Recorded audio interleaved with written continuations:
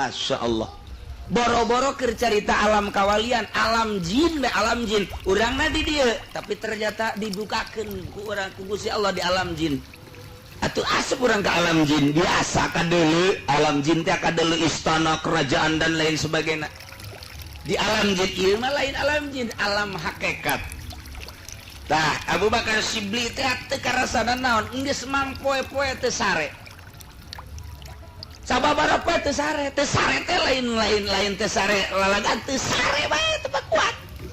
sebab lain dedele anu ieu lain dedenge anu ieu nah di akhir ayatna Abu Bakar Shibli asup ka hiji tempat eta teh kumuh anu luar biasa loba puntungan-puntungan awi anu sarareukeut nyana asup ka dinya di alam hakikat ku ngeunah teu karasa aya paku nancep aya awi nancep teu karasa ternyata paku jeung awi nu nararancep ka dirina teh eta teh ngajadikeun sababna maot teu karasa kunyana teu karasa kunaon di jero hal eta teu karasa nikmat luar biasa asa jeung Allah bae neuleuh Allah denge Allah napas Allah jadi geus gahiji teh nah ieu moal karasa tah lamun geus kos kitu urang paeh ge teu karasa hayang paeh ge tamun geus datang ka dinya teh lolobana waliullah teh ngadoa hayang paeh nikmat jasa sebab kapanggih jeung Allah geus usul berani di jero kubur ge nang tangan malaikat lantaran Allah na eta kene di dunia di luhur bumi Allah na eta di jero kubur Allah na eta di mahsyar ge Allah na eta kuari geus wau jeung Allah atuh teh sieun ketika malaikat maut ketika malaikat maut menjemput nyawa saya malaikat maut deuk naon deuk nyambut nyawa lain ti kamari angel amat sih carekan malaikat maut kira-kira aya tuh curu kudu nyarekan sagala tuh gegeraan hayang geus ka geura usul ka Gusti Allah hayang geura kapanggih kitu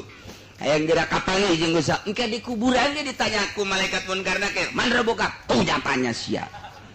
nanya maka ditu kan ucan wow jeung Allah aing mah di dunia geus wow jeung Allah beuh ceuk malaikat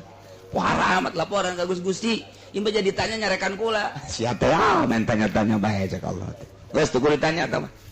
geus wow jeung Allah engke di mahsyar ge atuh jangan mah ngaroko bae tenang bae di sisi tenang bae kada wae atuh kalem bae deuleu jelema nu kieu nu kitu eta sabodo nya nu geus wow ieu jeung Allah nungguan panggilan dong sugan sieun atuh henteu la khaufun alaihim wa lahum yahzanun lamun sebab atuh di dunia da geus kapanggih jeung Allah teh geus usul atuh geus kasieun inna auliya Allahi la khaufun alaihim wa lahum yahzanun lain kuari bae teu buka kasieun di jero kuburanna sugan sieun atuh henteu di mahsyar sugan sieun atuh henteu nu mantak nya mah kukucuprakan ka neraka ge masalah masalah nu mantak daripada urang dideleukeun ka sorga haja teu ka sorga maning ka neraka tapi teu panas waliullah teh pan ditaneangan murid-murid da coba basa di neraka murid-muridna kukucuprakan di neraka teu panas cenah mah neuleukeun muridna sia ieu waduh geus aya abdi Asep di mana Asep Cikupa geus tarutung ge oh aji sia mung kunaon gara-gara ulah ngobrol lah angkat heula kela sia menjadi tutung ge kunaon ya ngridit geus teh asup ka langit biru aduh Gusti Allah agung nailah urang nyaritakeun ka saya geus dari angkat eta waliullah ulama kukucuprakan di neraka tuh masalah teu aya naon kitu ngaranna henteu panas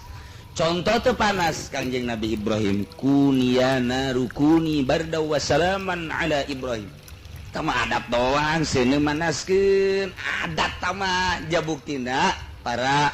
rasul para nabi para aulia Allah ketika ku Gusti Allah ditiiskeun atuh tiis bae nah ieulah Abu Bakar Shibli teh asup ka hiji tempat nu kumuh katojo sukuna ku awi dan lain sebagainya teu karasa ceknya terus maot Sayyidina Ali apa karasa atuh henteu geus aya hal mantak cek Sayyidina Ali eta cabut geus dicabut oh nya teu karasa halna kira kos kitulah para wali-wali Allah subhanahu wa ta'ala jelema bobogohan ku nikmat-nikmatna galedeg kadenge moal kadenge di sisi kuburan sugan sieun ka kuntilanak henteu moal padahal mah nya eta di sisi kuburan nya hujan geledeg glungsing jeleget henteu sieun naon sebabna